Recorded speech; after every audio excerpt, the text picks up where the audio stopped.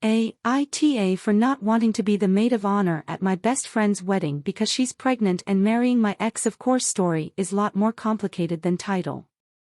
So two major parts of my life converged recently and I'm just devastated and question pretty much all my actions, hence why I'm posting here because I may be acting awful to two people I love dearly. So part 1 is Tammy.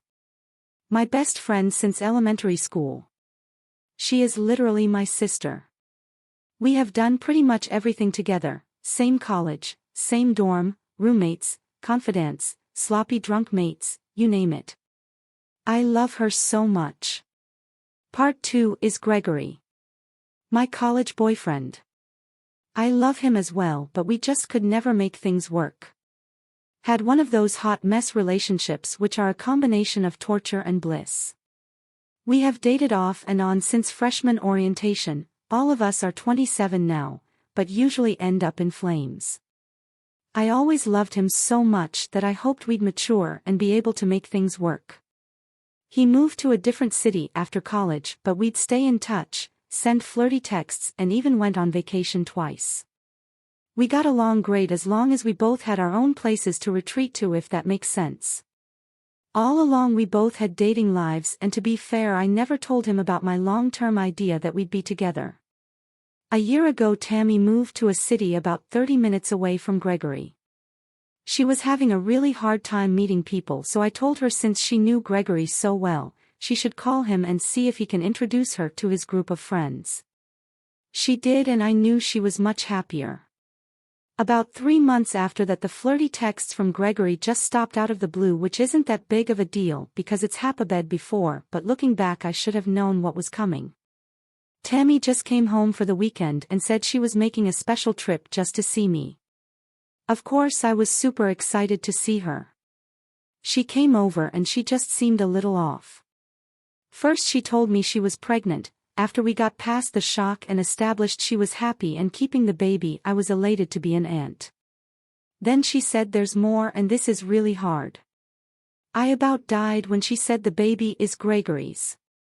She apologized and said she was so sorry, they had just hit it off and they didn't mean to do anything to hurt me, and they even tried breaking up for my sake, but they just realized there was too much of an attraction and they started dating. She hadn't planned on getting pregnant, but now that she is, they are getting married.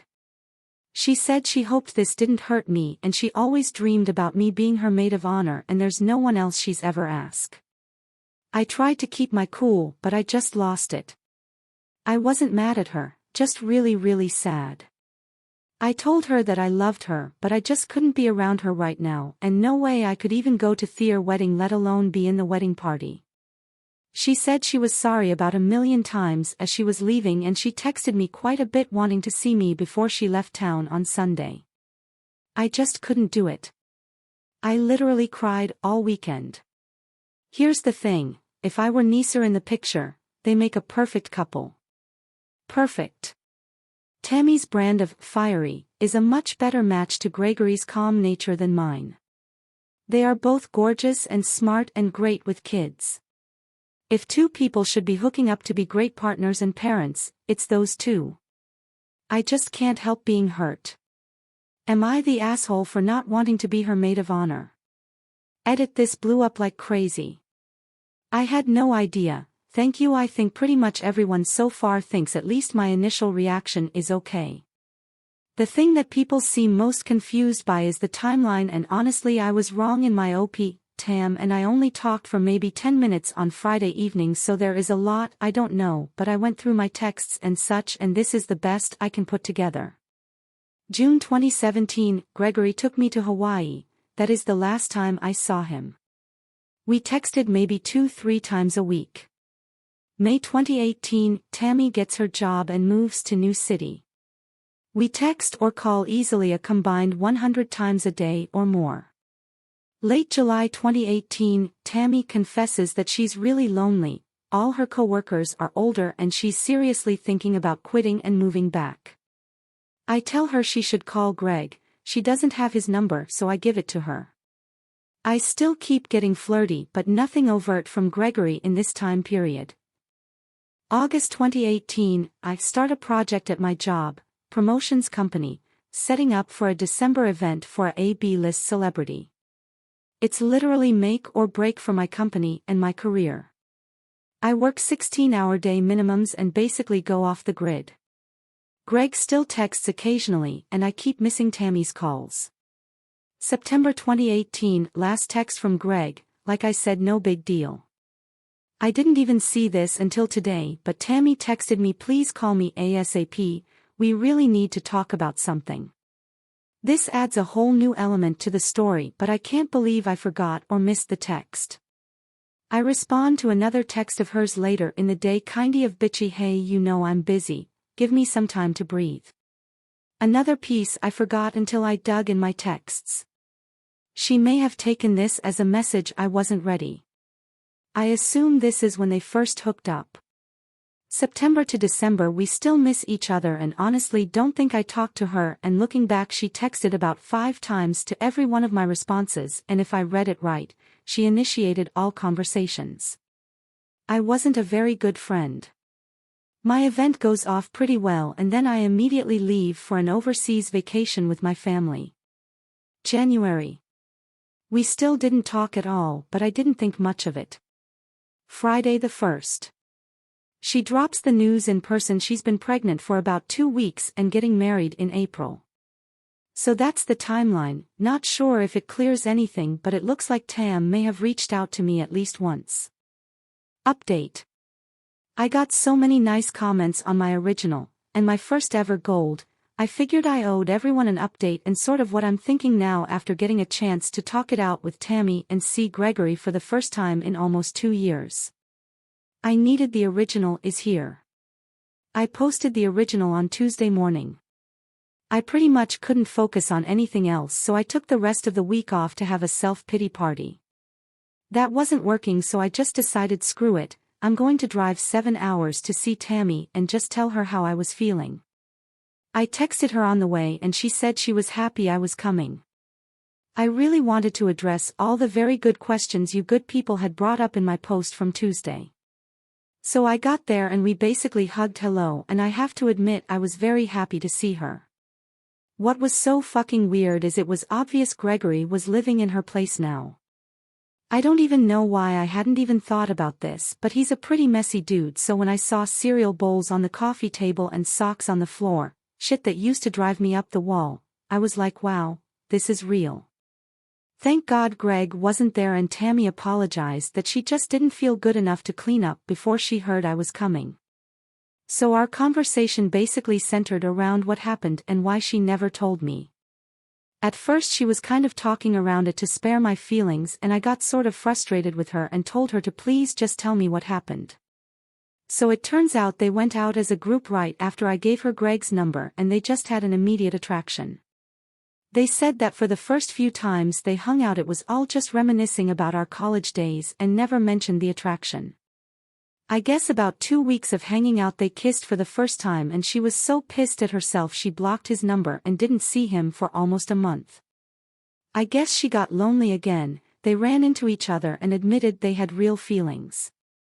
She said she texted me and told me she wanted to talk about it right after they agreed to start dating. I found this out on my own on Tuesday after going through my texts, but since I was so busy I wasn't very nice to her, but she knew I was busy and really wavered on interrupting the most important time in my professional career versus telling me some very hard to swallow news. She said rightly or wrongly she decided to tell me in person when she saw me again. Fast forward a little bit, I guess they so serious they talked about eloping after only 2 months and were pretty much living together. She said they had a drunken New Year's Eve party and just weren't careful, and that's when she assumed she got pregnant. She said she knew then that it was an in-person conversation she had to have with me. Her first free weekend was last weekend.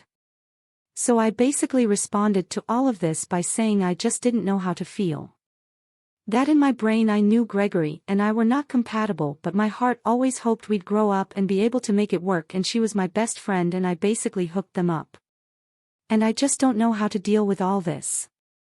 I know it's over, but even seeing his shit on her floor was sort of painful. Honestly, that would have been a massive fight between Greg and I. Like I said, Tammy is much more chill. I told her that I would always love her and always be her friend, but an April wedding is probably just too soon to be involved in a wedding party. She said she totally understood. We talked about the elephant in the room for maybe 20 more minutes, but honestly we were just talking in circles, saying the same thing over and over again. So we just sort of moved on to how she was feeling, how work was going, me apparently wearing some sort of man repellent because I can't even hook up on Tinder, and all the other things friends usually talk about. Tammy is in full-blown morning sickness, so she must have barfed 15 times in the first 2 hours of me being there. At first I just let her do her thing, but then I felt really bad because we've been friends for over 20 years and I'm not even helping her. So I went in and helped put her hair in a ponytail and rubbed her back. And that's when it hit me that I would absolutely regret it and never be able to forgive myself if I weren't there for her wedding, pregnancy, and having a baby, no matter who she was marrying.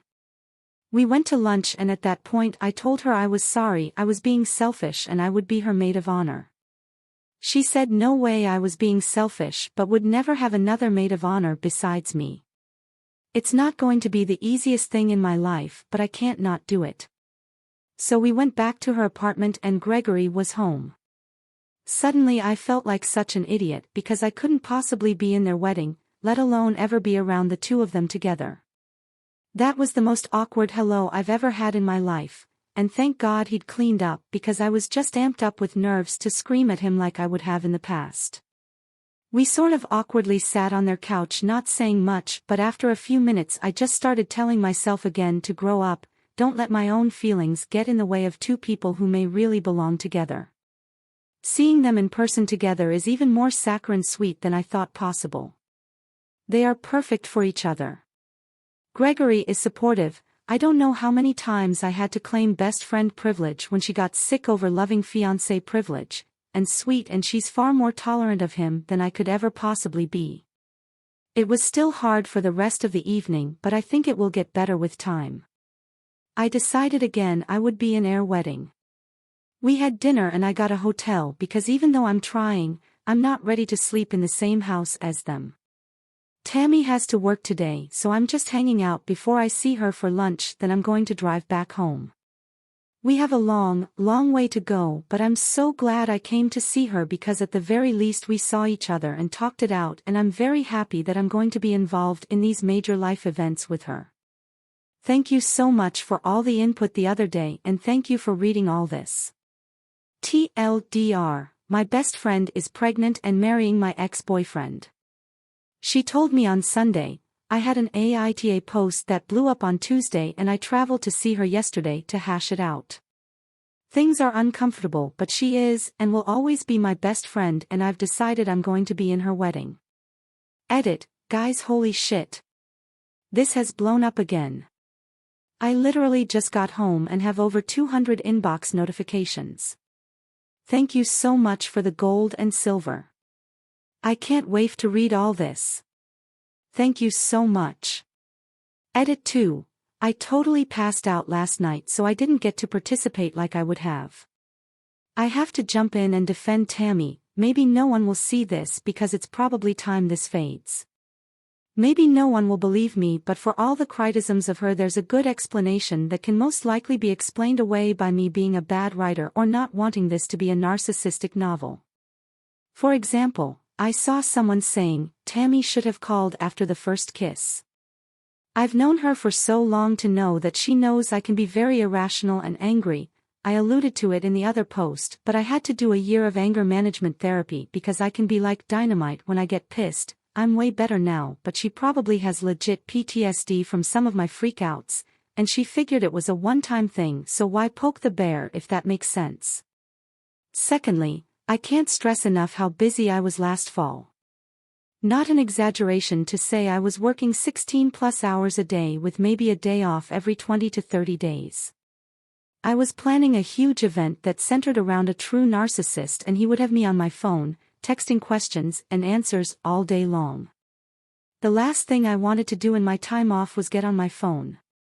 I can count from that period, and I'd say it averages 10 to 1 of Tammy texting me. I assume calls were worse, but one stretch I think I counted she texted me 40 times before I texted her back. It's bad timing more than anything because any one of those may have been when she wanted to tell me. And I definitely appreciate her thoughtfulness of not wanting to spring it on me while I was losing my mind from lack of sleep at work. I agree with her that this was an in-person conversation anyways. I know Tammy is just an internet sprite to all but one of you, and that is so offensive word to torsenekup thing. I wish I had the energy to do another post, but she is a real person who has been my ride or die since we were 10 and 11. We've fought, screwed each other over so many times, and we've always forgiven each other because having her in my life is way more important than pining over a guy I spent most of my time frustrated with anyways. Don't get me wrong, I'm still pining and I cried last night over this, but like so many people said, maybe Tam's best gift to me as a friend was forcing me to get on with shit, maybe 10 years and 40 plus breakups and just as many broken dishes and slammed doors. She was the sign the universe sent to make me move on from a guy who wasn't right for me. Update. So I log into this account from time to time and still a handful of people wanting to know how things were going.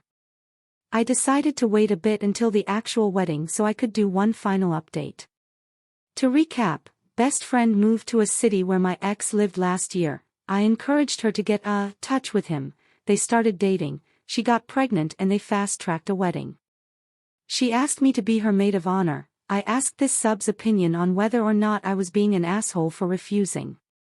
It was pretty mixed response but very intense on both sides. After lots of soul searching I decided I would do it. Wedding was yesterday and it was actually a great time. It wasn't without hard feelings.